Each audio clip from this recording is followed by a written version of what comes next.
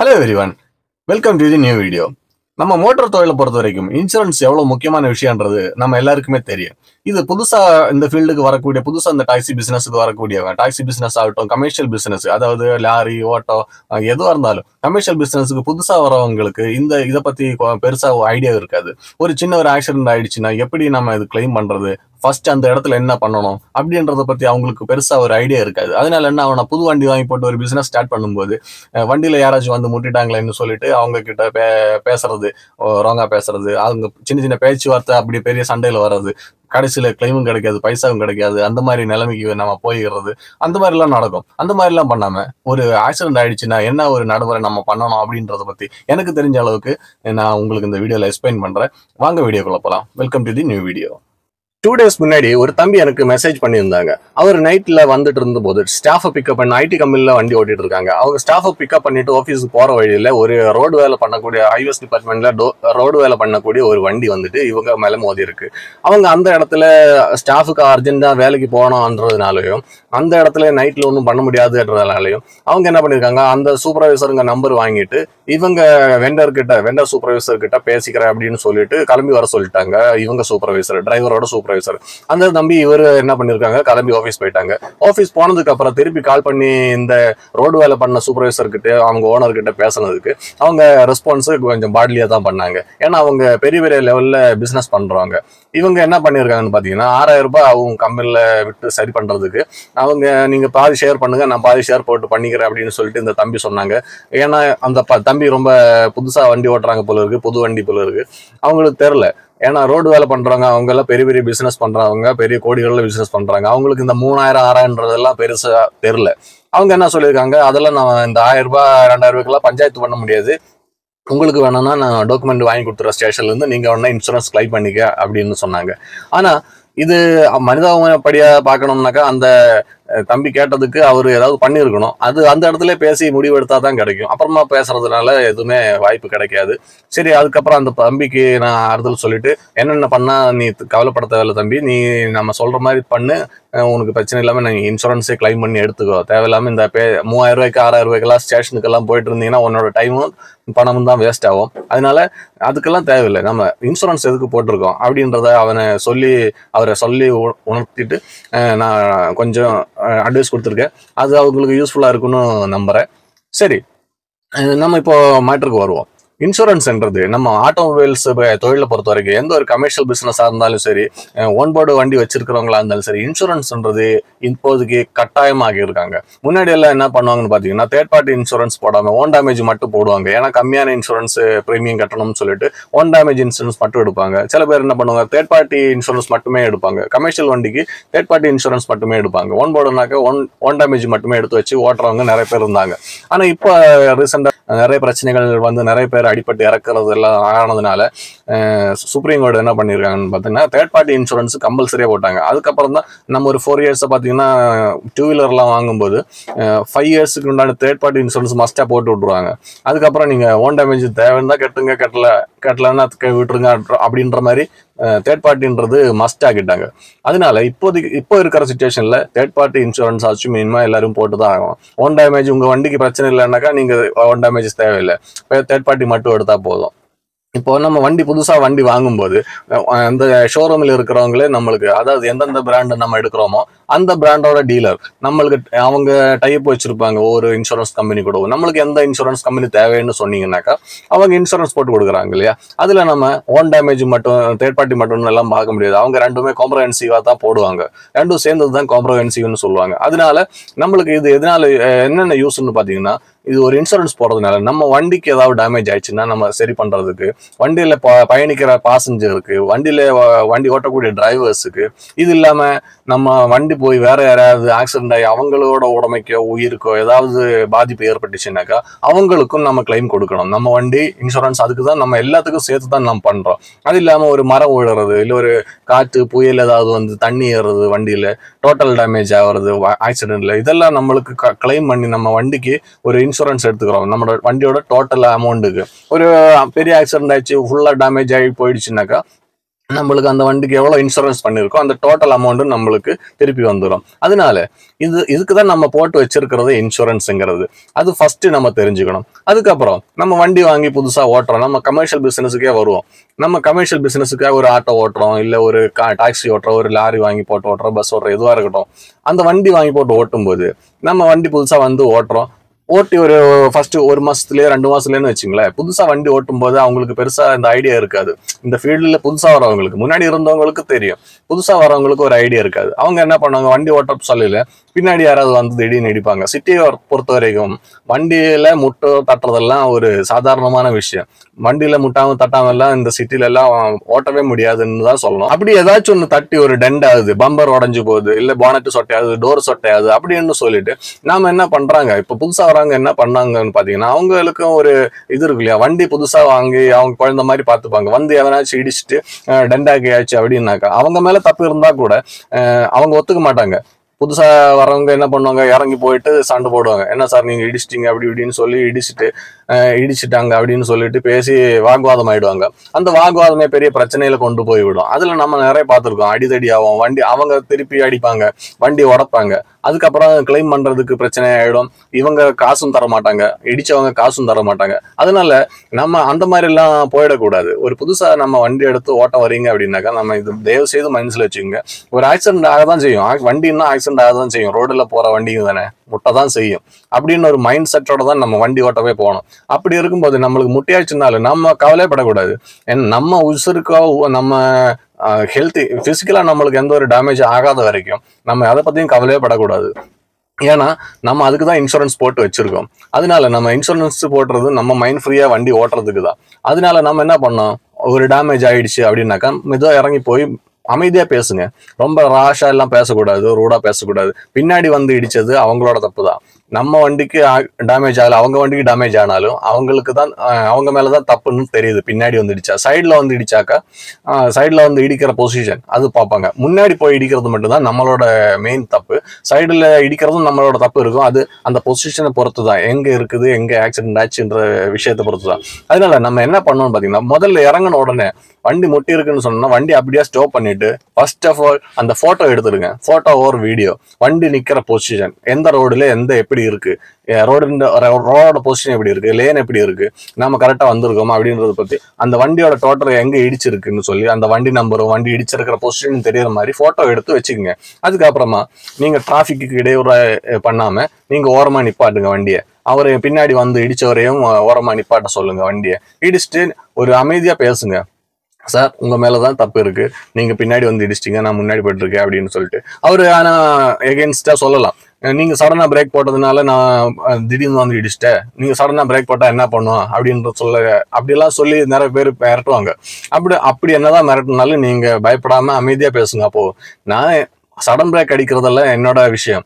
பின்னாடி வந்து பார்த்து வர வேண்டியது பின்னாடி வர வண்டியோட வேலை தான். முன்னாடி போற வண்டியில இடிக்காம சடன் பிரேக் போட்டது என்னோட இது. நீங்க பின்னாடி சடன் பிரேக் போட்டிருக்கணும் இல்லையா, அது போடாம வந்து இடிச்சது தப்பு அப்படின்னு சொல்லி அவரை அமைதியா சொல்லி புரிய வைக்கணும். அப்பவும் அவங்க இது ஆகல, கன்வின்ஸ் ஆகல அப்படின்னாக்கா நீங்க டைரக்டா போலீஸ் கூப்பிட்டுருங்க. போலீஸ் கூப்பிட்டீங்கன்னாக்கா போலீஸ் வந்ததுக்கு அப்புறம் இந்த மாதிரி தான் நடந்திருக்கு, நீங்க எடுத்து வச்ச போட்டோவோ அவங்கள காமிச்சிட்டு அவங்க கிட்ட பேசுங்க. இந்த வண்டி ரெடி பண்றதுக்கு எவ்வளவு ஆகும் அப்படின்றது நம்மளுக்கு ஒரு அப்ராக்சிமேட்டா ஒரு ஐடியா இருக்கணும். ஒரு பம்பரு, ஒரு போனட், அந்த மாதிரி சின்ன சின்ன இதுனாக்கா ஒரு 5000 10,000 ரூபாய்க்குள்ளதான் செலவு ஆகும் அப்படின்னாக்கா நம்ம ஈஸியா கிளைம் பண்ணி எடுத்துக்கலாம், இன்சூரன்ஸ் கிளைம் பண்ணி எடுத்துக்கலாம். நம்ம பேசுறது அப்படின்னு பாத்தீங்கன்னா எதுக்குன்னாக்கா, அவங்க ஒரு இன்சூரன்ஸ் கிளைம் பண்றதுக்காக நம்ம ஒரு போலீஸ் வர சொல்றாங்க இல்லையா, போலீஸ் வந்ததுக்கு அப்புறம் அவங்க என்ன பண்ணுவாங்க, ஒரு ஸ்டேஷன் கூப்பிட்டு போயிட்டு நம்மளுக்கு ஒரு இன்ஃபர்மேஷன் மாதிரி ஒரு சிஎஸ்ஆர் போடுவாங்க.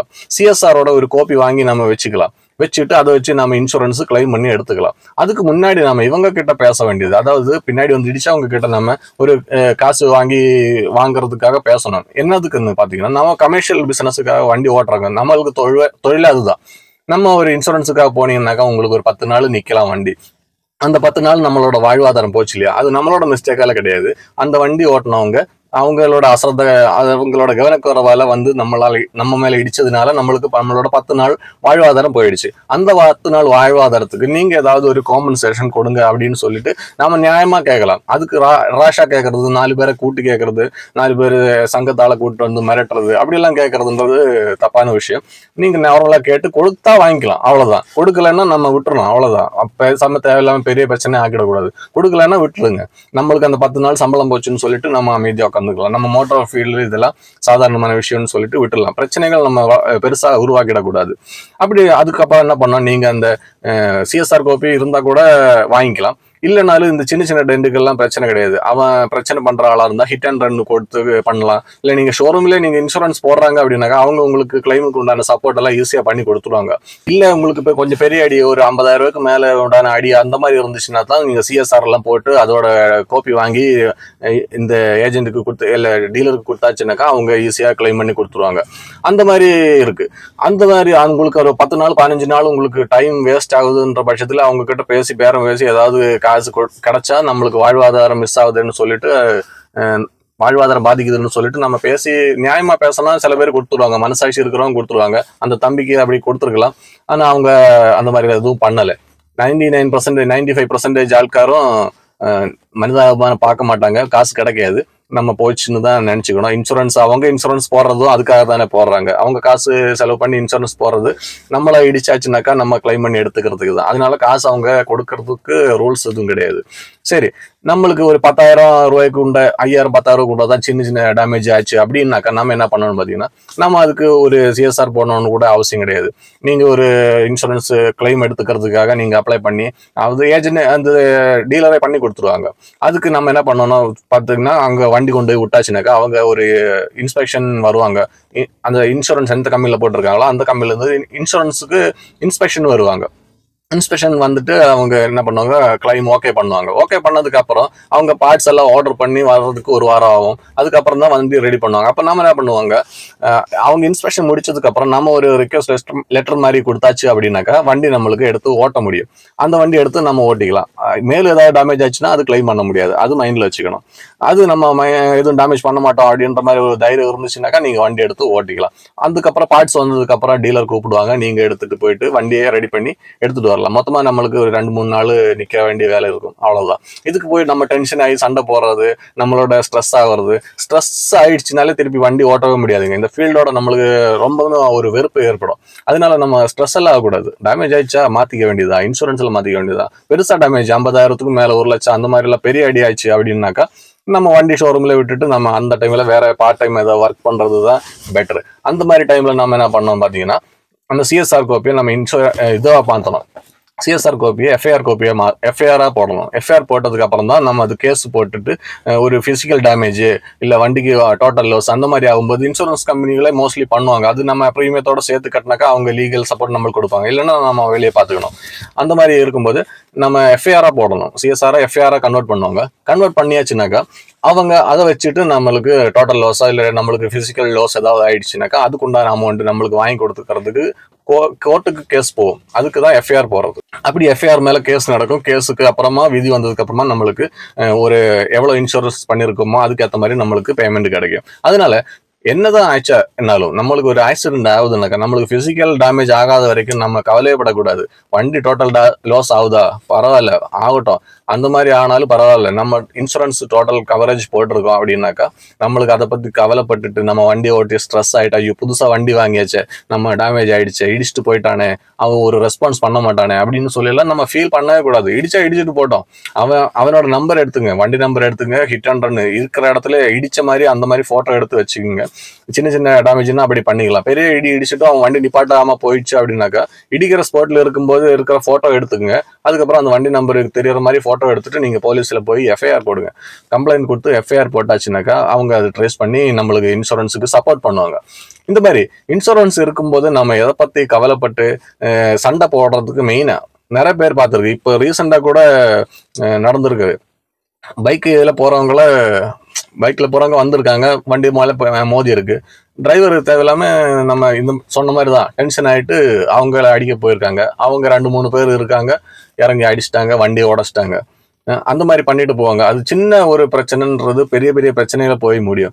அது மட்டும் இல்லாம நம்ம பிரச்சனை பண்ணக்கூடியவங்க நம்ம வாழ்க்கையில எப்போவாச்சும் நம்மளுக்கு ஏதாவது ஒரு ரூபத்துல ஹெல்ப் பண்றதுக்கு வாய்ப்பு இருக்கு. ஒருவேளை நம்மளுக்கு பாசஞ்சரா வரலாம், இல்ல நம்மளுக்கு ஒரு ஹெல்ப் பண்றவங்களா வரலாம். அதனால நம்ம யாருக்கிட்டயுமே தேவையில்லாம சண்டை போட போகாதீங்க. சண்டை போட்டாச்சுன்னா அது நம்மளுக்கு ஃபியூச்சர்ல அவங்க ஹெல்ப் பண்ணக்கூடிய வாய்ப்பு வரும்போது நம்ம அவங்களை எந்த மூஞ்சியை கொடுத்து பார்க்கணும்ன்றது முடியாது. ஒருவேளை அவங்க நம்மளுக்கு ஹெல்ப் பண்ணாம கூட போகலாம். அதனால நம்ம யாரு கூடவும் யாருன்னு தெரியலைன்னா கூட பரவாயில்ல, நம்ம யாரு கூடவும் சண்டை போட்டு நம்மளோட டைமையும் நம்மளுக்கு ஸ்ட்ரெஸ் இருந்துச்சுன்னா நம்மளுக்கு வண்டி ஓட்டவும் முடியாதுங்க. ரோடுல வரும்போது வண்டின்னா ஆக்சிடென்ட் ஆகதான் செய்யும், தட்ட முட்டை தான் செய்யும். நம்ம ஹைவேஸ்லயே ஓட்டிட்டு இருந்தாக்கா உங்களுக்கு பெருசா ஒன்றும் அடிப்படாம ஓட்டிட்டு இருக்கலாம். சிட்டியில ஓட்டும் போது தட்டுறது முட்டுறதெல்லாம் சகஜம்தான். அதெல்லாம் நீங்க மனசுல வச்சுக்கிட்டு வண்டி ஓட்ட வரணும். இன்சூரன்ஸ்ன்றது கரெக்டா போடுங்க. இன்சூரன்ஸ்ன்றது நம்ம ப்ரீமியம் கம்மி பண்றதுக்காக ஐடி வேல்யூ கம்மி பண்ணி போடுறது. அதாவது ஒரு 6 லட்சம் ரூபாய் ப்ரீமியம் ஐடி வேல்யூ இருந்துச்சுன்னாக்கா நம்ம ப்ரீமியம் ஒரு 20,000க்கு மேல இருக்குன்னு வச்சுங்களேன். அது நம்ம ஒரு 3 லட்சம் போட்டுக்கலாம் ஐடி வேல்யூ, எனக்கு ஒரு 10,000 ரூபாய் இன்சூரன்ஸ் ப்ரீமியம் இருந்தா போதும் அப்படின்னு சொல்லி நீங்க ப்ரீமியம் குறைக்கும் போது என்ன நடக்கும்னு பாத்தீங்கன்னா உங்களுக்கு டோட்டல் லாஸ் ஆகும்போது அந்த 3 லட்சத்துக்கு உள்ள உண்டான அமௌண்ட் தான் கிடைக்கும்.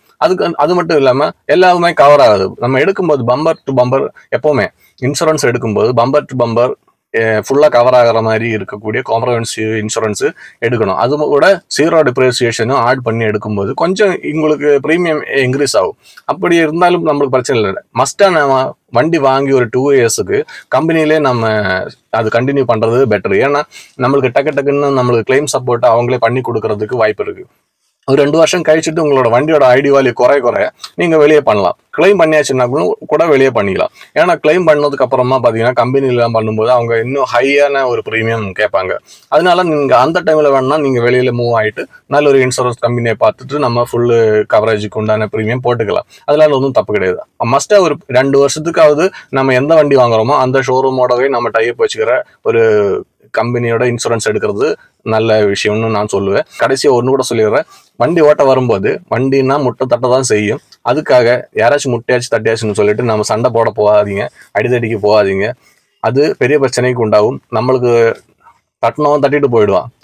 அவன் எந்த ஊர்ல எங்க இருக்கான்னு தெரியாது. நம்ம இங்கதான் வண்டி ஓட்டி ஆகணும். திருப்பி அவன் நாளைக்கு சண்டை பெருசாகி அவன் 4 பேரை கூப்பிட்டு வருவான், நம்ம 4 பேரை கூப்பிட்டு போவான், சண்டை பெருசாகும்.